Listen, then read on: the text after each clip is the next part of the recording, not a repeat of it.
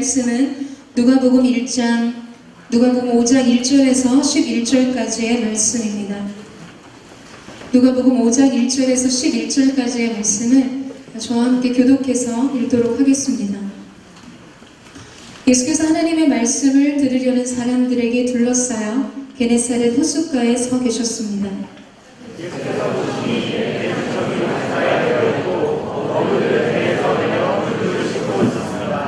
예수께서는 그들 중 시몬의 배에 올라타 그에게 배를 밑에서 조금 떼어 놓으라고 말씀하셨습니다. 그러고 배 위에 앉아 사람들을 가르치셨습니다. 말씀을 마치신 예수께서 시몬에게 명령하셨습니다. 우리들이 금으로 나가 물을 내리고 고기를 잡아라. 시몬이 대답했습니다. 선생님, 저희가 밤새도록 애썼지만 아무것도 잡지 못했습니다. 그러나 선생님의 말씀대로 제가 그물을 내려보겠습니다.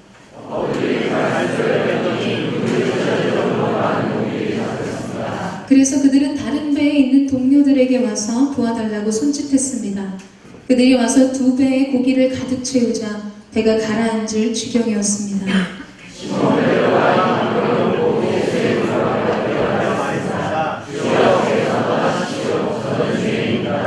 베드로와 그 모든 동료는 자기들이 잡은 고기를 보고 놀랐던 것입니다.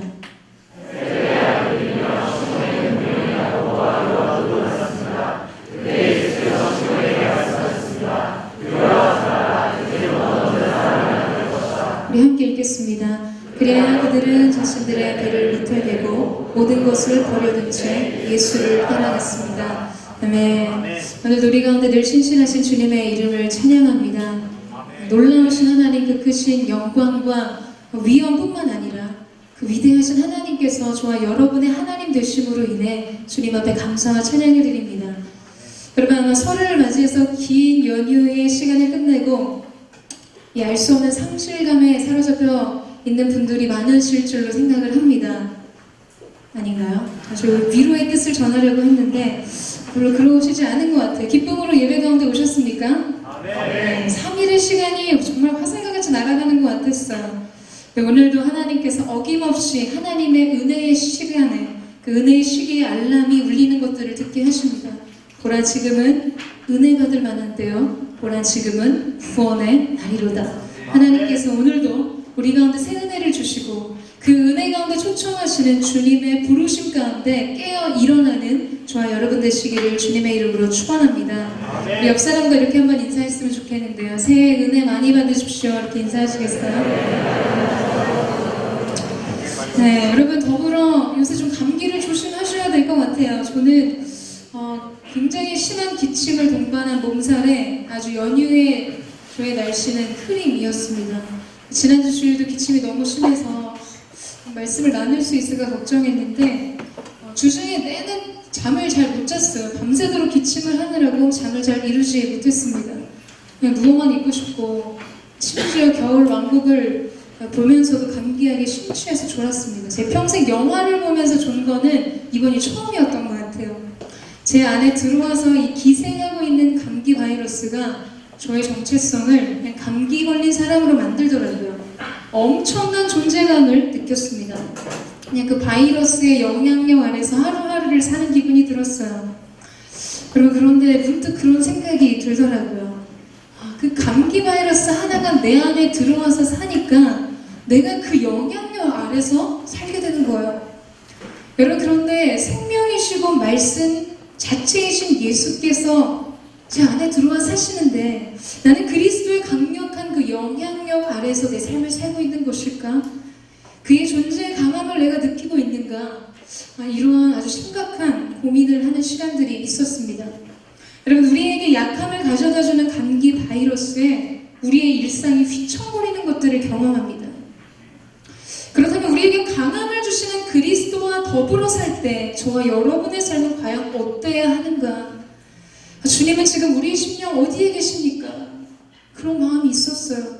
마치 불 꺼진 창고에 상자에 담겨진 오랜 인형처럼 예수님의 존재가 우리 안에 그렇게 능력이 없고 유명무실한 의미이지는 않는가? 어떻게 이렇게 흔하디 흔한 감기보다도 우리를 제압하는 능력이 없는 것이죠. 그분이 우리 안에 들어와 사신다고 하는데 우리 자신조차도 그분의 존재를 의식할 의심할 수 없을 정도로 주님은 그렇게 제 안에 혹은 여러분 안에 그렇게 작은 존재로 사시고 계시는 것은 아닐까, 그런 생각들을 하게 되었습니다. 근데 여러분, 이 생각을 할 때 예전에 책에서 읽은 토저의 이야기가 생각났어요. 많은 교회가 기독교의 진리에 물을 타버렸다. 그것이 독이라 할지라도 그 누구도 죽일 수 없고, 그것이 약이라 할지라도 그 누구도 고칠 수 없게 되었다. 너무나 가슴 아픈 이야기죠. 여러분, 주님의 신부된 교회인 우리가 말씀을 희석시키고 하나님의 임재의 능력을 세상의 것들과 뒤섞이게 하면서 우리는 임재의 능력을 잃어버린 채 살아가고 있습니다. 예수가 생명이고 예수가 소망인데 그 예수를 품고 살고 그 예수와 더불어 산다고 말하는 우리의 삶에도 생명과 능력은 찾아보기 어려운 과제가 되었습니다. 사랑하는 여러분, 오늘 말씀을 시작하기 이전에 저는 우리 안에 이 진리의 능력이 회복되고 하나님이 사시는, 우리 안에 들어와 사시는 그리스도의 임재의 능력이 회복되어진 은혜가 있게 되기를 축원합니다. 그것이 세상의 어떠한 힘, 우리의 인생의 어떠한 능력보다 가장 큰 강력이 되기를 사모합니다. 그리스도를 통해서 내가 위대해지기를 바라는 마음을 버리고 나를 통해서 그리스도께서 위대해지기를 사모하는 인생을 사는 것, 여러분, 그것이 우리 안에 불타는 열정이 되기를 주님의 이름으로 축원합니다. 그래서 예배를 드리고 말씀을 듣고 기도하는 시간이 마치 일상의 일주일을 또다시 살게 하는, 내 안의 힘겨움과 내 안의 아픔과 내 안의 무기력을 잠깐 일순간에 멈추게 하는 그런 진통제가 아니라 우리의 인생을 근본적으로 변화시키시는 치료제와 같이 오늘 우리가 함께 드리는 이 예배에 능력이 있게 되기를 주님의 이름으로 축원합니다. 아멘. 오늘 우리가 읽은 이 본문 말씀은 너무나 유명하고 익숙한 말씀이라서 이 본문이 말하고자 하는 결론을 아마 여러분의 마음 가운데 저마다 품고 있을지 모르겠습니다. 그러나 여러분, 등잔 밑이 어두운 법입니다. 우리는 우리의 삶을 살 때 우리가 잘 안다고 생각하는 것을 가장 모른 채 살아갈 때가 있습니다. 가장 소중한 것을 소중하게 대하지 않게 될 때가 많은 것처럼 우리가 오늘 익숙하게 잘 알고 있다고 생각하는 말씀이기 때문에 우리는 어떠한 기대, 하나님이 주시는 은혜를, 그 설레임을 버리고 시작하게 될 수 있습니다. 여러분, 그러나 성경은 인류의 시작부터 지금까지 우리에게 주시는 변하지 않는 하나님의 말씀이 단 한순간도 식상한 것이 되거나 권태로운 것이 되지 않도록 우리 가운데 역사하신 분이십니다.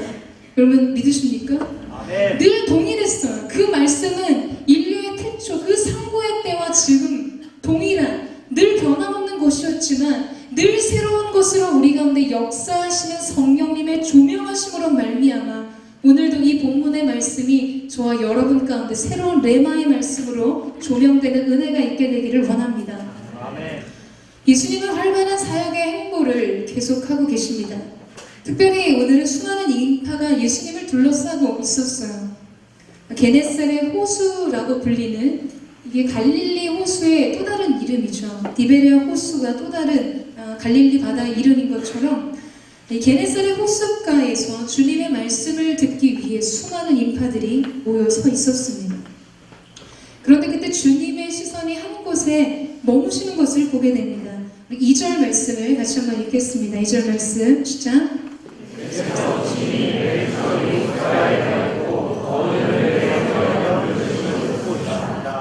여러분, 예수님이 보셨습니다.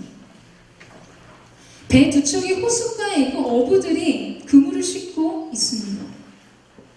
여러분, 지금 이 말씀에서 지금 이 어부들의 인생을 아주 압축하고 함축해서 보여주는 두 개의 심볼이 있는데, 여러분, 그것은 무엇일까요? 배를 싣지 않고 그물을 싣고 있는 어부들의 인생을 아주 함축적으로 보여주는 두 개의 심볼이 나오죠. 여러분, 뭘까요? 그것은 빈 배와 빈 그물입니다. 우리가 이미 알고 있듯이 베드로와 그의 친구들은 밤이 맞도록 수고했지만 얻은 것이 없었습니다. 그들은 만선을 이룰 것에 대한 기대를 품고 수고로의 그물을 내리고 또 내렸습니다. 가족에 대한 책임감으로 그물을 내렸고 자신의 존재감을 얻기 위해 찾기 위해 그물을 내렸을 것입니다. 오늘의 허기를 채워줄 만족감을 위해 아니면 그들의 생의 의미를 찾기 위해 그물질을 했을지도 모릅니다. 여러분, 그러나 가장 중요한 것은 결론은 그들의 수고와 노력에도 불구하고 그들은 아무것도 얻지 못했다는 사실입니다. 만약 노력하지 않았다면 억울하지 않았을 거예요. 수고하지 않았다면 분한 마음은 없었을지 모릅니다. 그렇게 많은 시간을 들이지 않았다면 이렇게 허무하지는 않았을 것입니다. 그들에게는 굉장한 허탈감과 뼈아픈 실패감이 또는 공허함과 허무감이 밀물처럼 밀려 들어왔을 것입니다. 이 모든 뒤섞인 감정을 상징적으로 보여주는 것이 빈 배, 빈 그물입니다. 그런데 여러분, 바로 그때 주님이 그것을 보신 거예요. 그들을 보셨고 그들의 삶의 스토리를 읽고 계셨습니다. 그들이 지금 어떠한 감정으로 그물을 내리고 있는지 스스로 결론 짓고 있는 실패를 보고 계셨습니다. 서로 말하고 싶지 않고 건들고 싶지 않는 실망감이 그들 안에 감도는 것을 예수님은 보고 계셨습니다. 사랑하는 여러분, 주님은 지금도 우리를 그렇게 보고 계십니다. 그리고 그분은 알고 계세요. 우리의 실패와 좌절, 우리 인생의 수고한 노력 때문에 더욱 커지는 분노, 때로는 공허, 주체 못하는 실망감, 실증까지도 주님의 시선의 추격을 피하지 못합니다. 저는 그 말씀을 묵상하는데 이 장면이 너무 좋았어요. 예수님이 그 베드로와 빈 배와 그 빈 그물을 싣고 있는 사람들을 보시는 그분의 시선, 바라보시는 예수님을 생각할 때 마음 안에 울렁이는 기쁨이 있었습니다. 예수님이 이미 만세 전부터 베드로와 안드레 그분의 제자들을 향한 계획을 분명히 갖고 계셨을 거예요. 그런데 여러분, 이 순간 그 계획을 실행하게 되는 그분의 긍휼, 그분의 마음의 사랑의 전등의 스위치가 켜지는 것을 우리는 이 장면을 통해서 느끼게 됩니다. 그분이 보셨어요. 그들에게 주님이 필요한 때임을 절감하셨을 것입니다. 바로 지금이다 라고 생각하셨을 것입니다. 그들에게는 주님이 필요했습니다. 그래서 예수님은 그들 가까이에 오시고 그 배에 오르십니다. 우리 3절 말씀을 같이 한번 읽겠습니다. 3절 말씀 시작. 예수께서 그를 죽이시고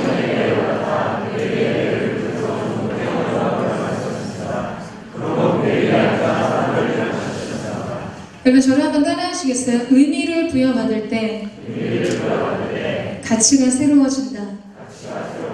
여러분, 지금 예수님은 빈 배에 오르셨습니다. 그 배는 여전히 비어 있었지만 이제 그 배의 가치는 전혀 새로운 것이 되었다는 것이죠. 여러분, 같은 일을 해도 의미가 없이 하는 것에는 가치가 없습니다. 그러나 같은 것을 해도 의미를 발견하고 의미가 부여되면 그 일의 가치는 새로워지게 되는 것이죠. 이전과는 전혀 다른 것이 되는 것을 발견하게 됩니다. 우리가 집에서 허드렛 일을 한다고 한번 생각해 보세요. 그게 지겨운 일일 때는 여러분 가치를 갖지 못합니다. 아주 일을 갈면서 할 때는 열매가 없습니다.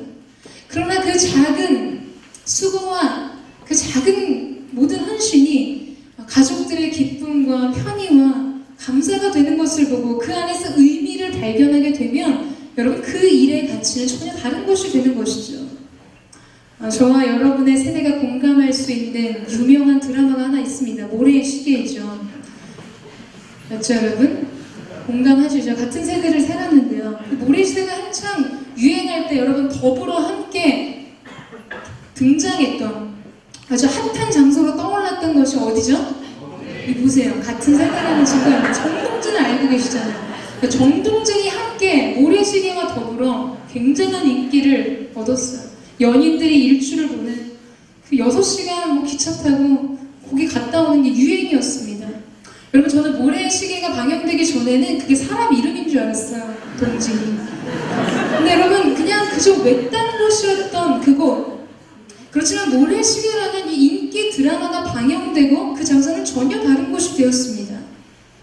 저도 거기 예전에 한번 가봤었는데요. 고현정과 최민수가 거닐었던 장소, 이정재가 봤던 노을이 있는지 이런 팻말들이 곳곳에 부착되어 있는 것들을 보고 있어요. 여러분, 정동진은 아무것도 하지 않았습니다. 정동진은 그냥 그저 거기 있었을 뿐이었어요. 그러나 당시에 톱스타들이 다녀가고 최고의 시청률을 자랑하던 인기 드라마가 촬영되었던 그곳은 이전과는 전혀 다른 가치를 가진 장소가 되었습니다. 우리가 이렇게 맛집 같은 데 가봐도 여러분 그렇잖아요. 굳이 맛집이 아니어도 스타들이 다녀간 음식점은 같은 맛, 같은 메뉴를 갖고도 다른 그레이드의 음식점으로 탈바꿈하게 됩니다. 예전에 엘리자베스 영국 여왕이 방한을 했을 때 전주 비빔밥을 드셨어요. 여러분 아시죠? 우리 세대의 일입니다. 굉장히 극찬을 했어요. 여러분 그러면 그냥 끝난 거예요. 누가 뭐라고 해도 한국을 대표하는 맛으로는 전주 비빔밥 그 영예를 안게 되는 것입니다.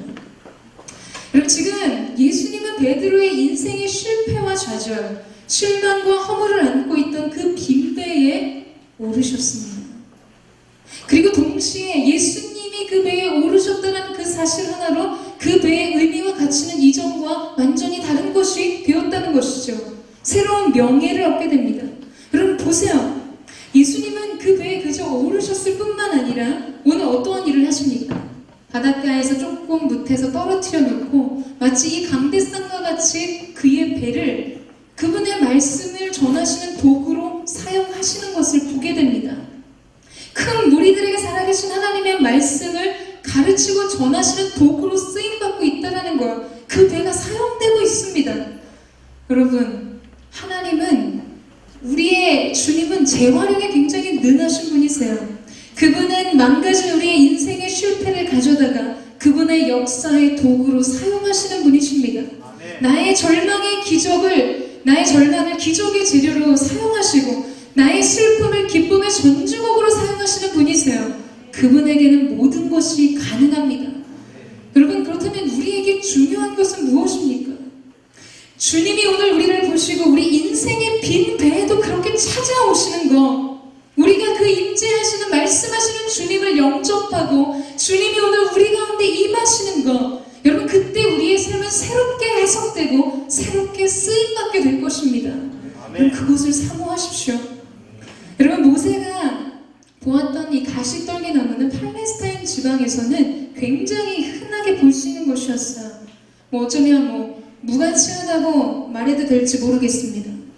그러나 하나님의 불, 그분의 임재가 그 위에 불탈 때 여러분 모세의 시선을 사로잡은 불붙은 가시떨기 나무는 그 땅의 수많은 가시떨기 나무와는 다른 것이 되었어요.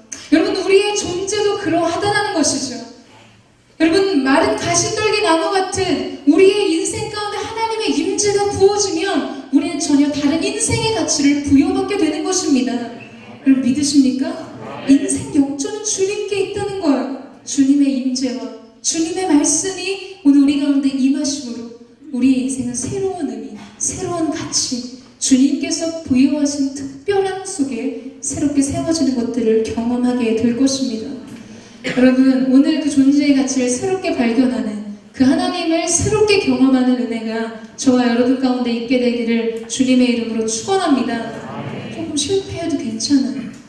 조금 망가져도 괜찮습니다. 주님이 오시면 이 모든 것은 새로워질 것이기 때문입니다. 자, 그렇다면 우리 4절에서 5절 말씀을 같이 한번 읽겠습니다. 4절에서 5절 말씀 시작. 말씀을 같이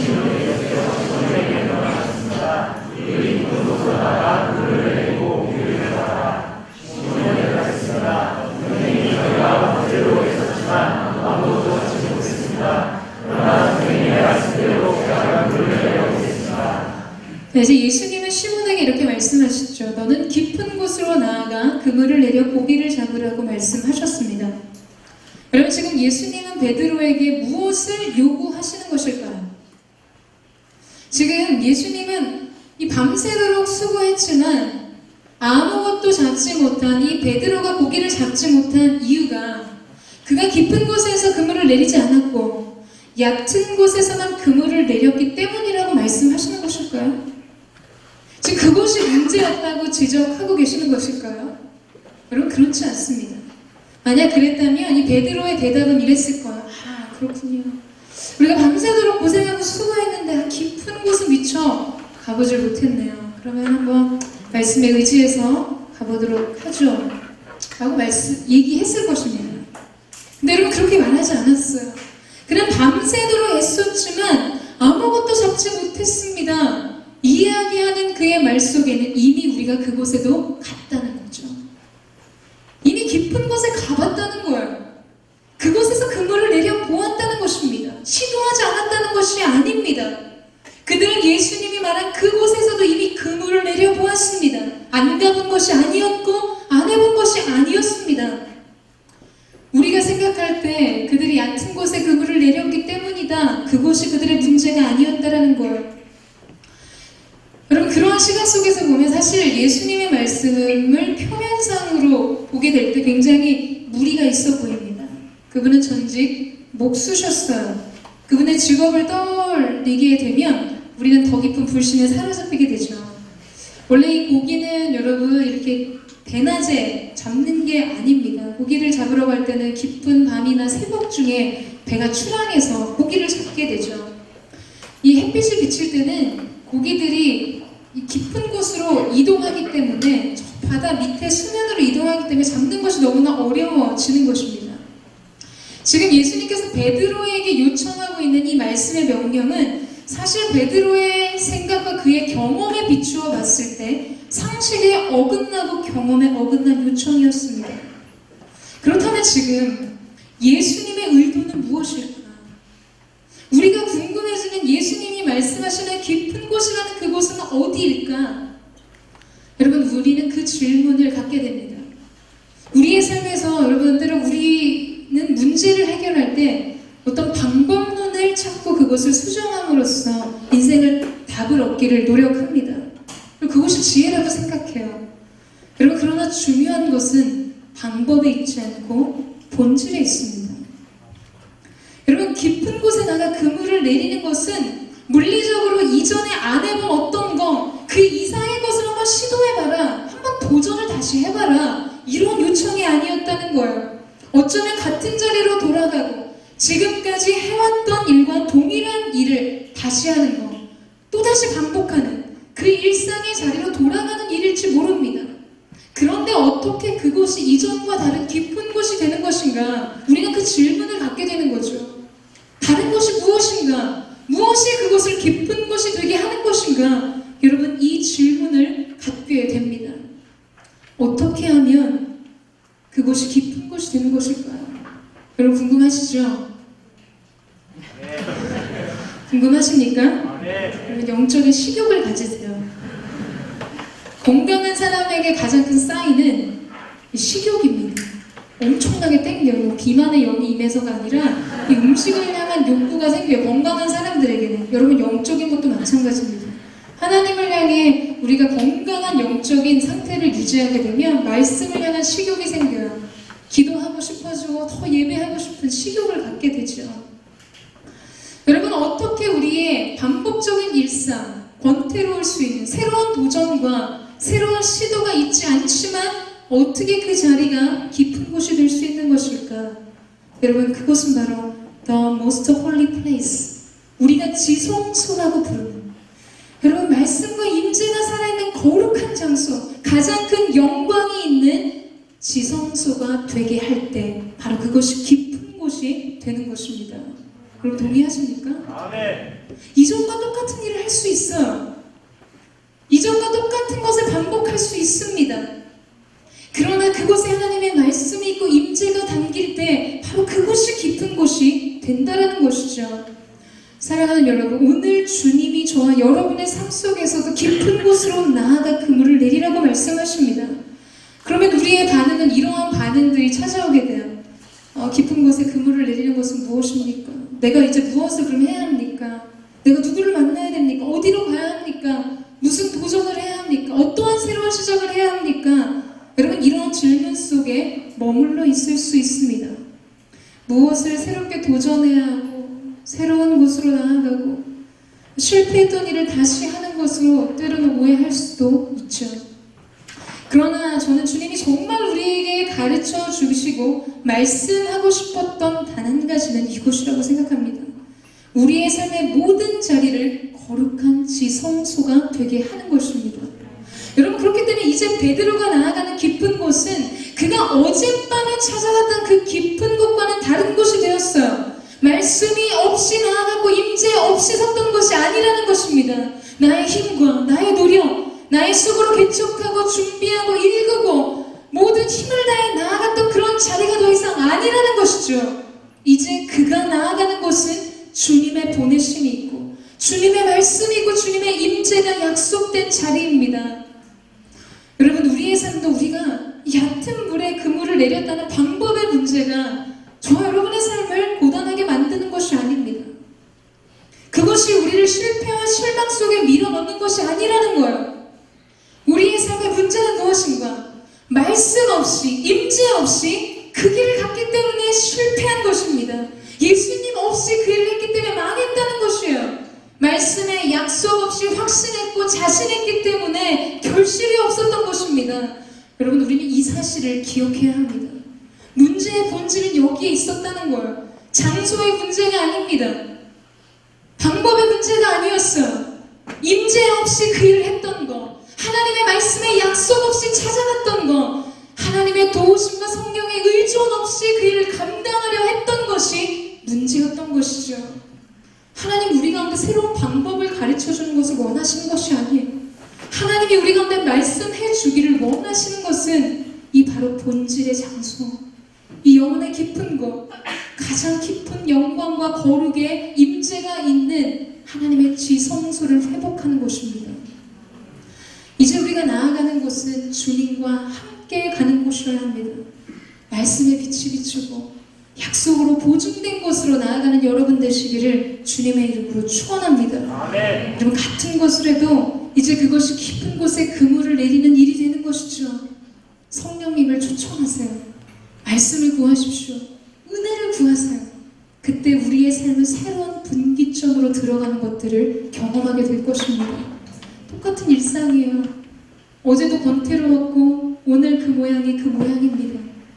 그러나 오늘 하나님의 임재가 나를 사로잡으시고 주님의 말씀의 은총이 나를 붙드시면 여러분, 그 자리에서 하나님 주시는 만선의 기쁨을 누리게 될 것입니다. 아멘. 여러분, 이제 5절에 나타나는 베드로의 고백이 놀랍죠. 이런 예수님의 요청 속에 현실적으로는 불가능하고 쓸데없는 짓 같지만 말씀이 내게 그것을 약속하셨기 때문에 나는 가겠다고 이야기합니다. 여러분, 그물을 싣는 것이 사실 굉장히 아주 까다로운 일이거든요. 굉장히 귀찮은 일이고 고된 작업입니다. 근데 그는 다시 씻어놓은 그물을 다시 챙겨듭니다. 놀라운 믿음과 순종의 모습을 보여주고 있는 거죠. 우리 같으면 한번 좀 튕기고 한번 속된 말로 개길 수 있는데 그는 바로 믿음의 순종의 태도를 주님 앞에 보여드리고 있어요. 여러분, 저는 베드로가 자신의 배에 찾아오셔서 무리들에게 하나님의 살아계신 말씀을 전하시는 그 예수님의 말씀을 들었을 때 그에게 이 믿음과 순종의 씨앗이 움텄다고 믿습니다. 여러분, 믿음은 말씀을 들으면서 나는 것이죠. 여러분, 이 전체적인 과정의 진행을 보면 이것 또한 예수님의 계획 속에 있었던 것임을 우리는 느끼게 돼요. 지금 예수님의 시선은 많은 무리들에게 있는 것 같지만 여러분, 예수님은 지금 베드로라는 예수님의 일을 감당할 주님의 제자를 부르시기 위해 지금 이곳에 와 계십니다. 그런데 관심은 저 사람에게 딱 꽂혀 있는데 지금 예수님이 바로 오시자마자 베드로에게 다가가셔서 그를 콜링하지 않으셨어요. 그분은 기다리셨습니다. 베드로 안에 믿음과 순종의 씨앗이 뿌리를 내리고 자랄 때까지 기다리신 것이죠. 여러분, 때로 우리의 삶이 그렇지 않습니까? 베드로가 느낀 것처럼 예수님이 가까이 와 계셨어요. 4장 말씀에 보면 시몬의 장모를 예수님께서 그의 열병으로부터 고쳐주시는 장면도 기록이 되어 있습니다. 예수님의 말씀을 들었어요. 만났어요. 그분의 놀라운 소식들을 전해 들었습니다. 여러분, 그렇지만 지금 베드로의 모습은 여전히 수고했지만 얻은 것이 없는 부실한 어부의 모습 같다는 거예요. 여러분, 우리의 삶도 그렇지 않습니까? 예수님이 계세요. 만났어요. 예배하고 말씀을 듣습니다. 그런데 변화와 새로운 시작은 보이지 않아요. 기대했지만 실망하고 자주 낙심합니다. 그러면 우리는 굉장한 회의감에 사로잡힐 때가 있어요. 영적인 기대를 잃어버리게 됩니다. 여러분, 그러나 기억하세요. 이 장면 속의 베드로의 모습을 통해 우리는 기억해야 합니다. 여러분, 그 시간은 예수님이 여러분을 기다려주시는 시간입니다. 결코 무의미하게 버려지는 시간이 아니라는 것. 변화와 기적을 위해 믿음과 순종의 분량이 준비되는 시간입니다. 여러분, 열매는 익어야 따는 거예요. 뭐 설익은 거 여러분 따서 드시지 않잖아요. 반응하는 자에게 복이 있는 기름 부으심이 저의 것입니다. 여러분, 열매는 익어야 답니다. 기적이 준비되기 위해서는 여러분 믿음이 준비되어야 해요. 우리가 놀라운 기적을 보고 싶다, 기적이 오지 않습니다. 이게 중요한 것이 아니에요. 그 기적을 위한 믿음과 순종이 여러분 안에 준비되었는가? 그것이 여러분 가장 중요한 문제입니다. 기적이 있는 깊은 곳으로 나아가는 동력은 이 믿음과 순종 안에 있어요. 여러분, 그렇기 때문에 아직은 내 삶 가운데 여전히 내 삶의 배는 빈 배인 것 같고 내가 수고하여 내리고 있는 그물은 빈 그물인 것 같지만 여러분이 말씀 속에 있다면 그 말씀이 여러분의 믿음의 능력을 더하게 하실 것입니다. 포기하지 마세요. 여러분의 믿음을 강화하십시오. 순종의 능력을 기르세요. 제가 지난주에 예배팀에게 여러 가지 피드백을 나누는 시간들이 있었어요. 사실 영적인 최전선에 있는 사람들이기 때문에 영적인 공격과 회방을 굉장히 많이 받습니다. 여러분, 사소하게는 모니터 하나가 잘 안 되면 이 작게 들려도 마음의 방해를 받고 너무 크게 들려도 예배를 섬기는데 큰 방해를 받아요. 한번 이렇게 손발이 맞지 않을 때도 어려움을 느낍니다. 여러분, 그러면 어떤 마음이 올라오는 줄 아세요? 아, 빨리 끝났으면 좋겠다, 이런 마음이 사실 찾아옵니다. 그냥 빨리 지나갔으면 좋겠다는 마음이 찾아와요. 그냥 오늘은 어쩔 수 없으니까 오늘 그냥 이렇게 넘어가고 다음부터 열심히 준비해서 잘 체크해서 잘하자라는 마음이 스물스물 안개처럼 올라오는 것들을 느끼게 됩니다. 너무 육신적으로도 고단하고 영적으로도 지쳐있을 때 여러분 그런 마음이 찾아올 때가 있어요. 저는 예배 인도자이기 때문에 그러한 현장 속에 많이 놓여 있습니다. 잘 이해해요. 여러분, 그러나 우리는 어떠한 순간에도 예배를 포기해서는 안 됩니다. 마지막 순간까지도 잡고 가야 되는 거예요. 그런 얘기 했거든요. 예배팀이 이 예배를 좀 내려가고 싶다, 빨리 좀 지나갔으면 좋겠다, 그러한 생각을 하는 순간 영적인 하향선을 그리기 시작하게 됩니다. 여러분, 근데 우리의 삶도 마찬가지입니다. 우리가 포기하고 싶어질 때 상황과 환경이 나를 누르고 정말로 뒤로 밀리는 물살이 내게 계속 밀려와도 우리는 계속해서 나가야 합니다. 여러분, 그것을 거스리는 힘이 우리 가운데 필요하다는 거, 힘든 거를 몰라서 하는 이야기일까요? 여러분, 방해받는 것도 알고 있어요. 그래도 결국 포기해서는 안 된다는 것입니다. 여러분, 버티셔야 돼요. 그런 순간에 우리 영혼의 근육이 붙기 시작합니다. 여러분, 포기하고 싶은 그 순간에 여러분의 마지막 힘을 쏟아부으세요. 그때가 바로 우리의 전 전력을 다해 우리의 모든 힘을 쏟아부어야 할 때입니다. 여러분, 그럼 거기가 어떠한 자리가 되는 줄 아세요? 성장 포인트, 새로운 전환, 새로운 분기점이 되는 것이죠. 여러분, 자매들, 형제도 마찬가지예요. 스쿼트 많이 하시잖아요. 저도 이 체력을 기르기 위해서 스쿼트 5개 하다가 제 허벅지 근육이 찢어지는 줄 알았어요. 5개를 못 넘기겠어요. 근데 여러분, 죽을 것 같은 정말 다리가 찢어지려고 하는 그 순간에 한 번 더 하는 게 근육의 양을 증대시키는 거죠. 터질 것 같은 그 순간에 한 번 더 이를 악무르는 그 순간 여러분, 영혼의 근력이 생기게 되어 있습니다.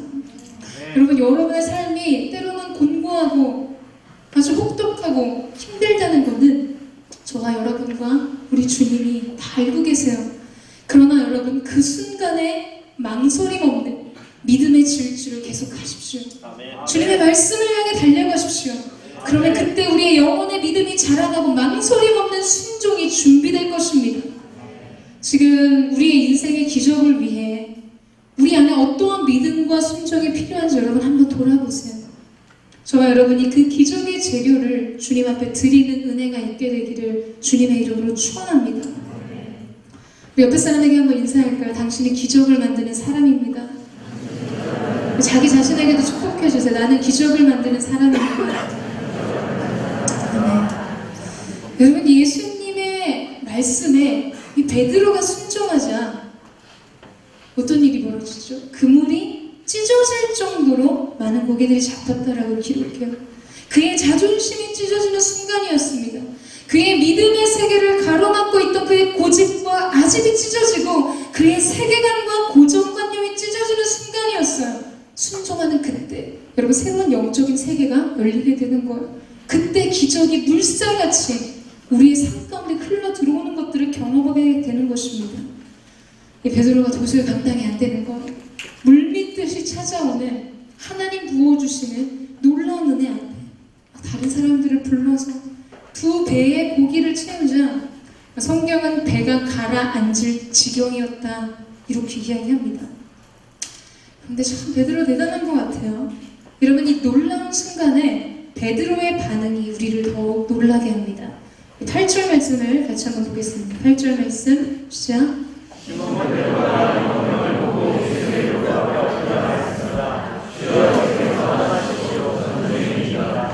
여러분 베드로는 지금 무엇을 보았습니까?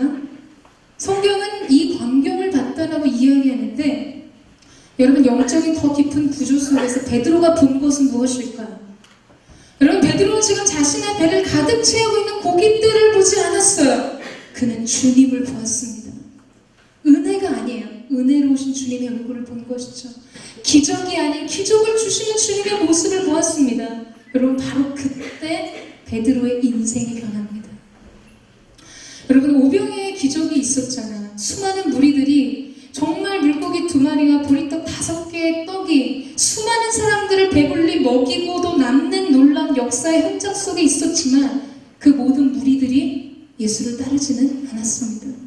기적의 현장 속에서 그들의 시선이 집중한 것이 무엇인가에 따라 그들의 변화의 분기점이 달라지는 것이죠.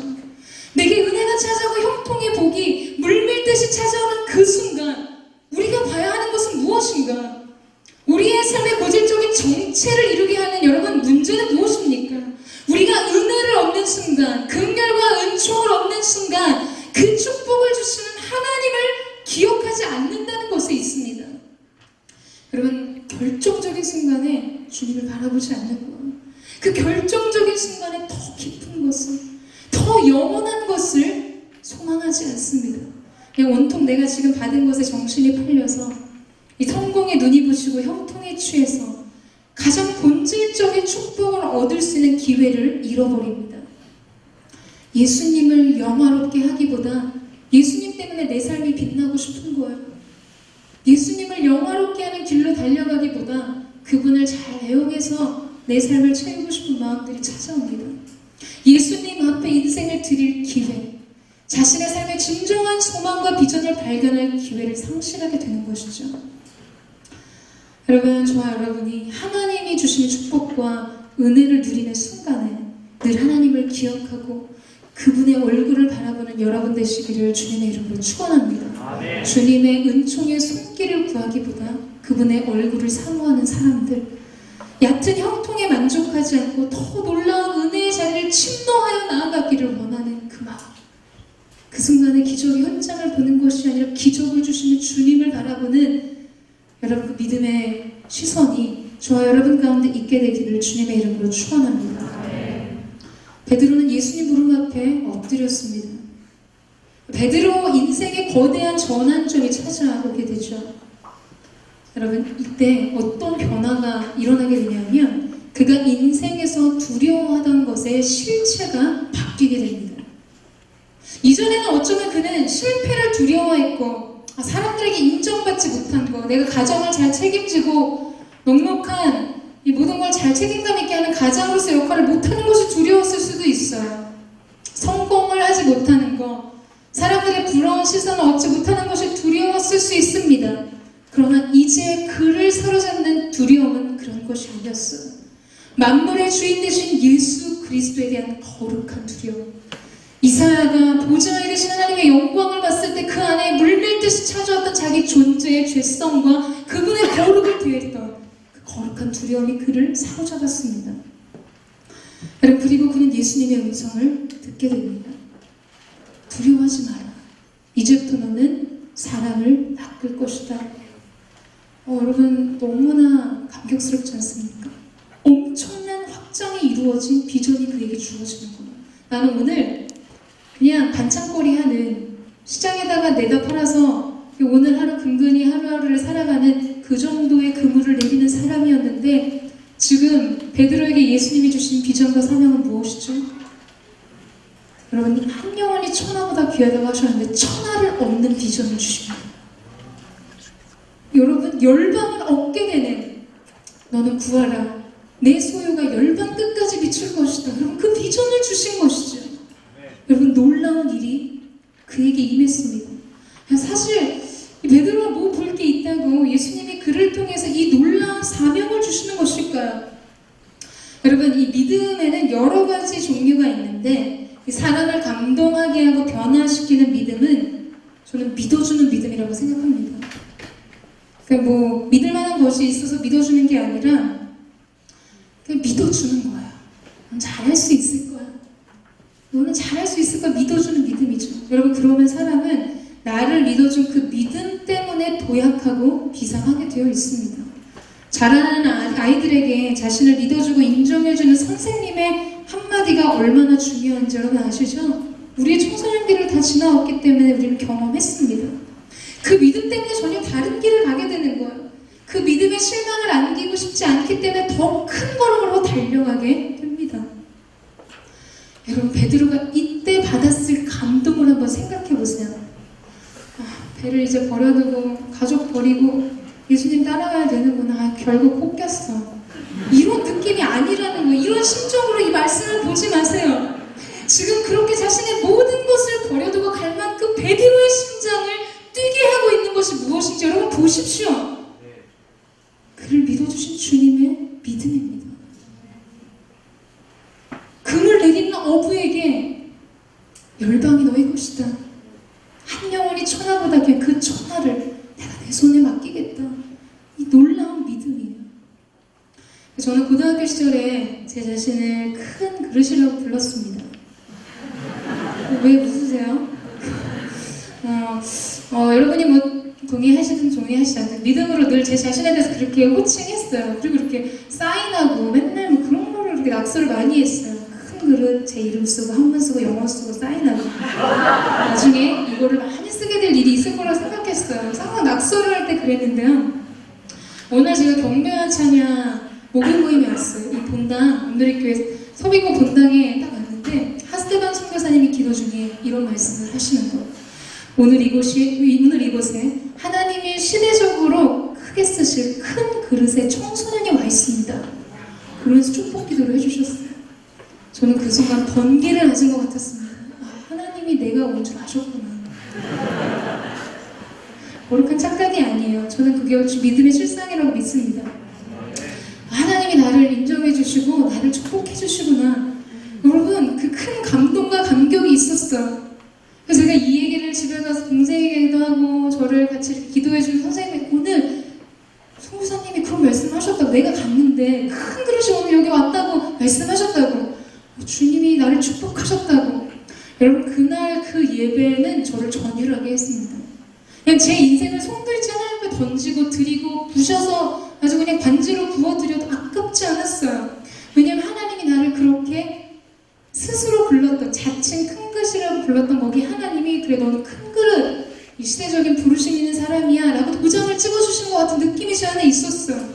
여러분, 그랬을 때 제 안에 엄청난 감동과 감격이 있었습니다. 이전에 헌신과는 또 다른 마음의 사랑의 고백이 주 앞에 드려졌어요. 사랑하는 여러분, 주님은 우리가 비록 가진 것이 없고 부족해도 우리를 통해 그분의 일을 이루시겠다고 말씀하십니다. 지금 베드로가 들은 고백은 그것이었던 거예요. 내가 너를 통해서 내 인생에 위대한 일을 해야 할 것이다. 그 고백을 들은 베드로의 심장이 뛰기 시작합니다. 나를 사랑하신다고? 나같이 보잘것없고 부족한 연약한 나를 쓰시겠습니까? 여러분, 주님의 믿음에 감동했어요. 그의 심장은 그 주님의 믿음 가운데 불타오르게 되었습니다. 예수 그리스도를 믿음 안에서 구원을 얻었다라는 이 말씀의 헬라어 원어를 보게 되면 피스티스 크리스투라는 단어를 사용합니다. 우리 번역을 우리가 그리스도를 믿는 믿음 안에서 구원을 얻는다라고 번역을 했지만 원래 원어 자체는 어떤 뜻이냐면 그리스도의 믿음으로 구원을 얻었다라는 거예요. 여러분, 우리는 하나님을 향한 내 믿음으로 승리의 길을 가는 것이 아닙니다. 우리는 너무나 연약한 존재예요. 우리가 오늘 승리를 확신하고 이 사명의 길로 달려갈 수 있는 이유는 오늘 주님이 우리를 믿어주신 그 믿음의 능력이 우리 가운데 있기 때문입니다. 여러분을 향해 주님이 이렇게 말씀하시는 거예요. 내가 너를 믿고 있다. 내가 너를 응원하고 있다. 너는 그 일을 행할 수 있을 거야. 더 큰 꿈을 꿔라. 너는 그 일을 감당할 수 있어. 여러분, 주님이 우리를 믿어주시는 믿음이 오늘 우리 가운데 나눠지고 선포되어지고 있다는 것입니다. 사랑하는 여러분, 우리의 믿음만으로는 이길 수 없어요. 여러분, 인생의 이 길을 다 감당할 수 없습니다. 주님 주신 십자가의 길을 내가 어떻게 갑니까? 우리를 믿어주시는 우리를 향한 주님의 믿음에 기대어서 이 길을 가는 것이죠. 여러분, 힘을 내세요. 용기를 내십시오. 하나님이 당신을 응원하고 계십니다. 하나님이 당신을 신뢰하고 계세요. 우리는 이 믿음 위에서 나의 힘과 나의 노력과 결단으로 갈 수 없어요. 예수의 제자로 새로운 인생의 표대를 삼고 예수를 따르는 인생을 사는 저와 여러분이 되시기를 주님의 이름으로 축원합니다. 여러분, 그 소리를 기억하세요. 내가 너를 믿고 있다라고 말씀하시는 주님의 고백 가운데 응답하십시오. 주님, 나를 믿고 계십니까? 내가 아무것도 할 수 없는 존재임에도 불구하고 내가 할 수 있다고, 내가 너를 믿고 있다고 말씀하시는 하나님의 놀라운 은혜 가운데 우리 인생의 새길이 열려지게 되기를 주님의 이름으로 축원합니다. 제자로서의 삶이 시작되는 새로운 영적인 분기점이 오늘 이 믿음의 고백 가운데 저와 여러분 가운데 있게 되기를 주님의 이름으로 축원합니다. 이 시간 같이 찬양하며 기도하며 나아가기를 원합니다.